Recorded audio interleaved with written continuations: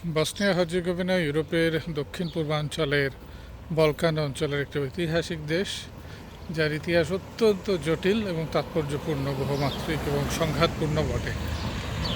এই অঞ্চলের ইতিহাসে দেখা যায় যে প্রাচীন সভ্যতা, রোমান সাম্রাজ্য, মধ্যযুগীয় স্বাধীন রাজ্য শাসন, ওসমানীয়, অস্ট্রো হাঙ্গেরিয়ান আধিপত্য, যুগোস্লোভিয়ার রাষ্ট্রের উত্থান পতন এবং শেষ পর্যন্ত একটি রাষ্ট্র হিসাবে বসনিয়ার আত্মপ্রকাশ, এই সব কিছু মিলে এখানকার ইতিহাস যুক্ত হয়েছে। বসনিয়ার ইতিহাস শুধু যে একটা দেশের ইতিহাস হিসাবে এটা পরিগণিত তা না, এটি ইউরোপের জাতিগত, ধর্মীয় ও রাজনৈতিক সংঘাতের সাথে একটি দীর্ঘ কাহিনী সম্পর্কযুক্ত রয়েছে। তো এখানকার প্রাচীন ইতিহাস এবং রোমান যুগের কথা থেকে যদি আমরা শুরু করি, তো বসনিয়ার ইতিহাসের শুরু হয় সেই প্রাগৈতিহাসিক সময় থেকে। প্রত্নতাত্ত্বিক অনুসন্ধান অনুসারে এখানে কিন্তু হাজার বছর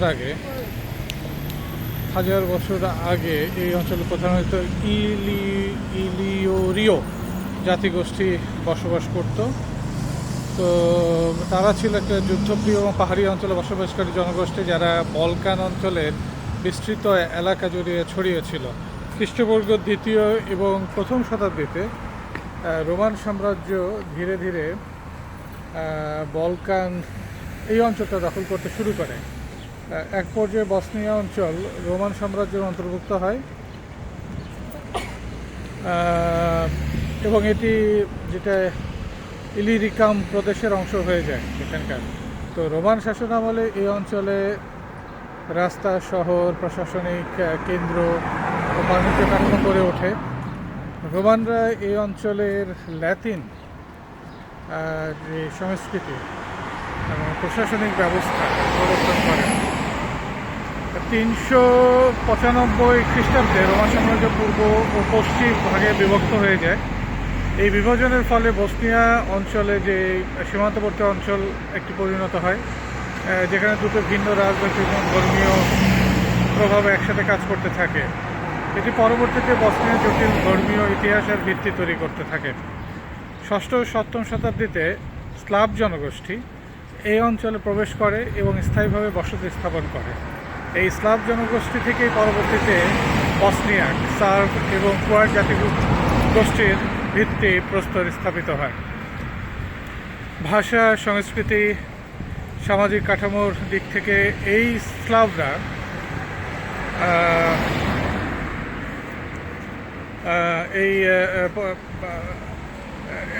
এরা ভাষা, সংস্কৃতি, সামাজিক কাঠামোর দিক থেকে যেটা বলছিলাম যে স্লাভরা অঞ্চলটির সম্পূর্ণ একটি পরিচয় গড়ে তোলে। মধ্যযুগে বসনিয়ানদের একটি স্বতন্ত্র রাজনৈতিক সত্তা হিসেবে আত্মপ্রকাশ ঘটে। প্রথম দিকে এটা বলতো বানাত ছিল, সেখানে শাসককে বলা হতো বান। এই সময় বসনিয়া ধীরে ধীরে একটি স্থিতিশীল রাষ্ট্র কাঠামোর দিকে অগ্রসর হতে থাকে। এই যুগের অন্যতম শাসক ছিলেন কুলিন বান, অর্থাৎ 1180 থেকে 1204 খ্রিস্টাব্দের ভিতরে শাসনকাল ছিল তার শাসনকালে বসনিয়ার ইতিহাসে স্বর্ণযুগ হিসাবে বিবেচিত হয়ে থাকে। তিনি বাণিজ্য সম্প্রসারণ, অভ্যন্তরীণ স্থিতিশীলতা, প্রতিবেশী রাষ্ট্রগুলোর সাথে কূটনৈতিক সম্পর্ক উন্নয়নের গুরুত্বপূর্ণ ভূমিকা পালন করেন।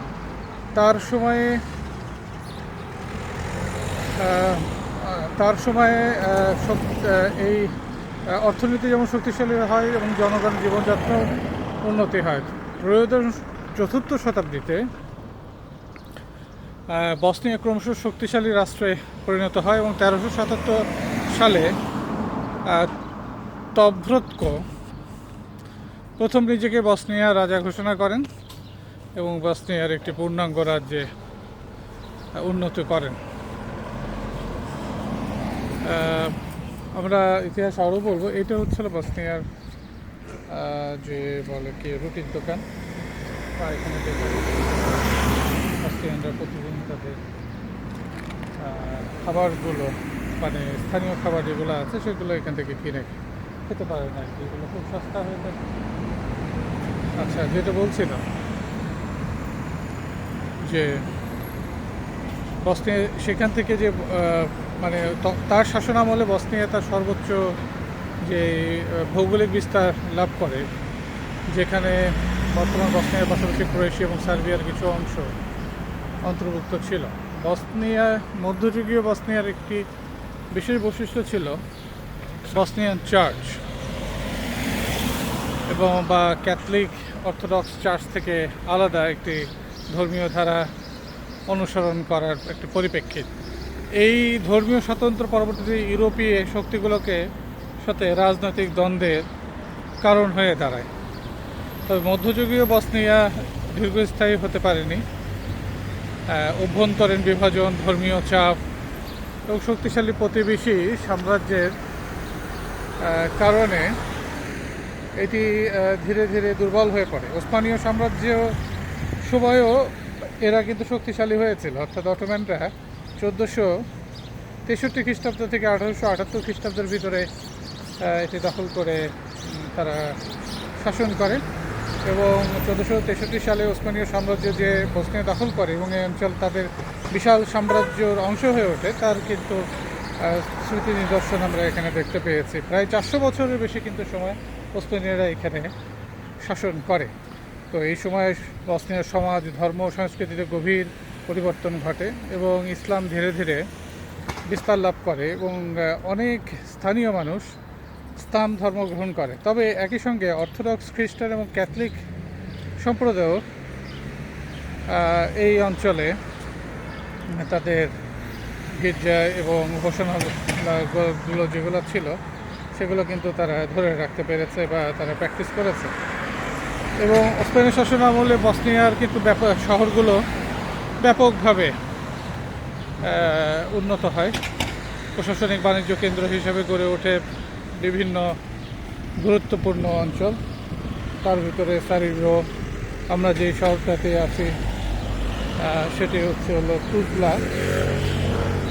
সে তুজলা, এবং তুজলা শব্দটি কিন্তু এসেছে সেই তার্কিশ তুজ মানে লবণ, অর্থাৎ লবণের শহর, এবং ইউরোপের একমাত্র লবণ সরবরাহকারী সিটি হিসেবে একসময় পরিচিত ছিল এই তুজলা, এবং আজ তো সেটা পর্যটকদের অন্যতম আকর্ষণের স্থান। তো এখানে কিন্তু বসনিয়া একটি ধর্মীয় সমাজে পরিণত হয়েছে, বহুত্ববাদী। মুসলিম, অর্থোডক্স, খ্রিস্টান, ক্যাথলিক এবং হিন্দু সম্প্রদায় একসঙ্গে বসবাস করত এবং এখনও করে। বিশেষ করে 1492 সালে স্পেন থেকে বিতাড়িত হয়ে সেফারদি ইহুদি বসনিয়া এখানে কিন্তু বসবাস শুরু করে এবং আরও বৈচিত্র্যময় করে দেয়। এবং সবচাইতে বড় যে বিষয়টা, এখান থেকে যেটা রাজধানী শহর সারিয়েভোতে কিন্তু প্রথম বিশ্বযুদ্ধের সূচনা হয় এবং অস্ট্রীয় হাঙ্গেরীয় যে শাসন 1900 শতকের শেষ ভাগে ইউরোপে শক্তির ভারসাম্য পরিদর্শন হতে থাকে। 1878 সালে বার্লিন কংগ্রেসের মাধ্যমে বসনিয়া প্রশাসনিক নিয়ন্ত্রণ অস্ট্রো হাঙ্গেরিয়ান সাম্রাজ্যের হাতে চলে যায় এবং 1904 সালে এটি আনুষ্ঠানিক তাদের অধীনে অন্তর্ভুক্ত হয়। এই সময় বসনিয়া ইউরোপীয় আধুনিকীকরণ শুরু হয়। রেলপথ, স্কুল, প্রশাসনিক কাঠামো এবং শিল্পায়ন, এই বিভিন্ন বিষয়গুলো কিন্তু তারা সংযুক্ত করে বা উন্নয়ন করে। সারাইয়েভোতে একটি আধুনিক শহরে পরিণত হয়, যেটি রাজধানী শহর, যেখানে ইউরোপীয় স্থাপত্য, আধুনিক নগর পরিকল্পনার মাধ্যমে শহরটাকে সুন্দরভাবে গড়ে তোলা হয়েছে। তবে একই সময় জাতীয়তাবাদী রাজনীতি বৃদ্ধি পায় এখানে, বিশেষ করে সার্ব জাতীয়তাবাদ শক্তিশালী হয়ে ওঠে, যা ভবিষ্যতে ওটা মার্কেটে খুলে আছে দেখতে পাবেন, এবং ভবিষ্যতে সংঘাতের ভিত্তি তৈরি করতে থাকে এই সময়ের যে জাতীয়তাবাদের উন্মেষটা হয়েছিল সেখানে। তো প্রথম বিশ্বযুদ্ধ এবং সার্বিয়া হত্যাকাণ্ড যেটা তৈরি হয়েছিল যে জুন মাসেই, এই জুনের 28 তারিখে 1914 সালে বসনিয়ার রাজধানী সারাইয়েভোতে একটা যে বিচ্ছিন্ন ঘটনার মাধ্যমে প্রথম বিশ্বযুদ্ধ শুরু হয় এবং অস্ট্রীয় হাঙ্গেরীয় সিংহাসনের উত্তরাধিকারী আর্চডিউক ফ্রান্স ফার্দিনান্দ এবং তার স্ত্রী সোফি বসনিয়ান সার্ব জাতীয়তাবাদী গাভরিওলা প্রিন্সেসের হাতে নিহত হয়। এই হত্যাকাণ্ডেই ইউরোপে তীব্র প্রতিক্রিয়া সৃষ্টি করে এবং অস্ট্রীয় হাঙ্গেরি দের বিরুদ্ধে যুদ্ধ ঘোষণা করে। এর ফলে ধীরে ধীরে সমগ্র ইউরোপ জুড়ে ছড়িয়ে পড়ে প্রথম বিশ্বযুদ্ধ। এই একটি ঘটনা বিশ্ব ইতিহাসে গতিপথ পরিবর্তন করে এই বসনিয়া থেকে। তো এরপরে প্রবেশ করে যুগোস্লাভিয়া যুগে। প্রথম বিশ্বযুদ্ধের পর বসনিয়া, সার্ব, ক্রোয়াট, স্লোভানদের যে রাজ্য অংশ হয়, যা পরে যুগোস্লাভিয়া নামে পরিচিত হয়, এই রাষ্ট্র বিভিন্ন জাতিগোষ্ঠী একসঙ্গে বসবাস করলেও রাজনৈতিক ঐক্য সবসময় স্থিতিশীল ছিল না বলেই প্রতীয়মান হয়। এবং দ্বিতীয় বিশ্বযুদ্ধের সময় নাৎসি জার্মানি যুগোস্লাভিয়াকে দখল করে এবং বসনিয়া ক্রোয়েশিয়ার ফ্যাসিস্ট রাষ্ট্রের অংশ হয়ে যায়। সেখানে ব্যাপক সহিংসতা, গণহত্যা এবং জাতিগত নিপীড়ন ঘটে। এই সময় জোসেফ ব্রোজ টিটোর নেতৃত্বে কমিউনিস্ট পার্টিজানরা যে প্রতিরোধ গড়ে তোলে এবং যুদ্ধ শেষে বিজয়ী হয়। 1945 সালে সমাজতান্ত্রিক যুগোস্লাভিয়া একটি প্রজাতন্ত্র হিসেবে অন্তর্ভুক্ত হয়। টিটোর শাসনামলে জাতিগত উত্তেজনতা প্রশমিত ছিল বটে, তবে দেশটি অর্থনৈতিক উন্নতির লাভ সেভাবে করতে পারেনি বলে অনেক অর্থনীতিবিদরা মনে করেন। শিল্পায়ন, অবকাঠামো নির্মাণ, শিক্ষা, স্বাস্থ্য ব্যবস্থা এবং তুলনামূলক সমৃদ্ধি গড়ে ওঠার যে স্থানগুলো ছিল সেভাবে কিন্তু বসনিয়াটা গড়ে ওঠেনি। এর পরবর্তীতে আমরা দেখেছি যে বসনিয়ানরা তারা ভোটাধিকার প্রয়োগ করার মাধ্যমে স্বাধীন রাষ্ট্রের জন্য তারা চেষ্টা করেছে এবং কমিউনিস্ট ব্লক থেকে তারা চেয়েছে যে ইউরোপের দিকে তারা ধাবিত হতে পারে কিনা। এবং সেই ক্ষেত্রে 1952 সালে তারা একটা সেলফ রেফারেন্ডাম করে এবং সেই সেলফ রেফারেন্ডামের মাধ্যমে তারা বসনিয়াকে স্বাধীন একটি রাষ্ট্র হিসাবে গড়ে তোলার চেষ্টা করে। এখানে কিন্তু বসনিয়ার সাথে হার্জেগোভিনাও আছে, অর্থাৎ আরেকটি অংশ আছে হার্জেগোভিনা। তো দুটো মিলে বসনিয়া অ্যান্ড হার্জেগোভিনা, যার রাজধানী সারাইয়েভো।